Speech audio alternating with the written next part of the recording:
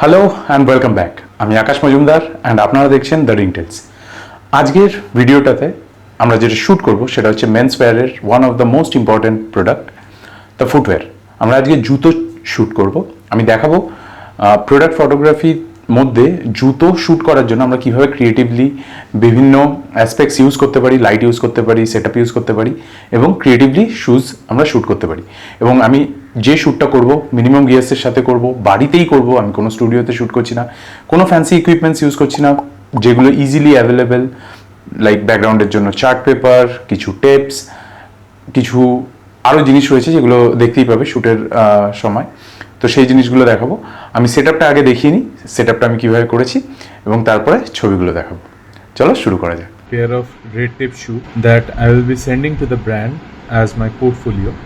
আমি ব্যাকগ্রাউন্ডের জন্য রেড চার্ট পেপার ইউজ করেছি, একটা ফিল লাইট দেওয়ার জন্য এসেছি, একটা হোয়াইট বোর্ড ইউজ করেছি যেটা সাপোর্ট দেওয়ার জন্য আরেকটা কার্টেন, আমার কাছে স্পেয়ার কার্টেন ছিল সেখানে। দেখো এখানে আমি সফট বক্সটা রেখেছি, আমার AD 200 লাইট ইউজ করা হয়েছে, ডিজিটাল সফট বক্স রয়েছে একটা, মানে অক্টা বক্স রয়েছে বেসিক্যালি, আর সেটা 45 ডিগ্রি 50 ডিগ্রি অ্যাঙ্গেলে মোটামুটি যতটা ক্লোজ আমি যেতে পারছি, ক্লোজ গিয়ে আমি কিন্তু শ্যুটাকে লিট আপ করেছি যাতে টেক্সচারগুলো খুব ভালো করে বোঝা যায়।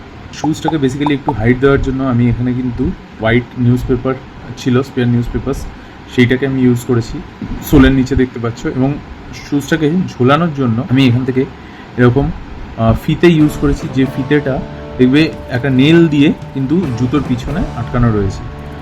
যখন আমি ছবিগুলো এডিট করেছি তখন কিন্তু আমি ওইটাকে ফটোশপ করে রিমুভ করে দিয়েছি ফিতেটাকে আর নেলটা।